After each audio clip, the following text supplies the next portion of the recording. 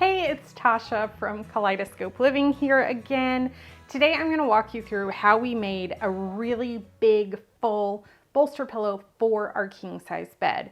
Now, I shopped around I didn't really care to make one myself, but after shopping around, I couldn't find one that I loved.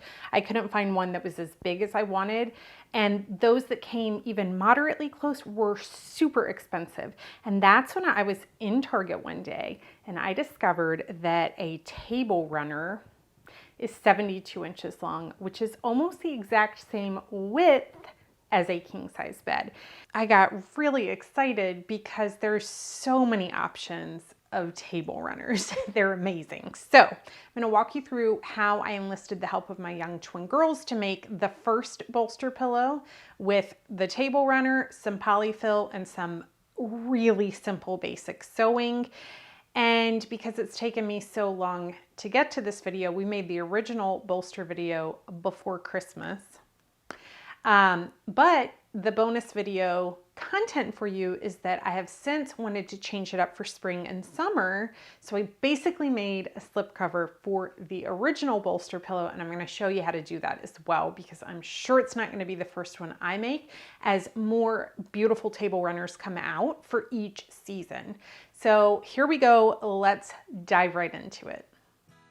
The first thing you need to know is that you want a double-sided table runner. So you can see that the one that we picked has two pieces of fabric that basically are pressed up against one another and sewn together. So when you open it, you can just fill it with polyfill.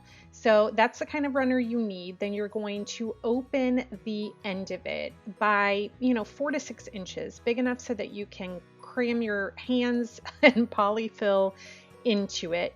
We used 2 large bags of polyfill to stuff this table runner. Now you could certainly make it more or less full, but we got the polyfill for 50% off, so I was happy to use 2 full bags of it. And perfect project to enlist the help of your children for. They had a lot of fun stuff in this thing, and it was actually a big help to me. Once you are done stuffing it, you are going to have to sew the end that you opened up back together.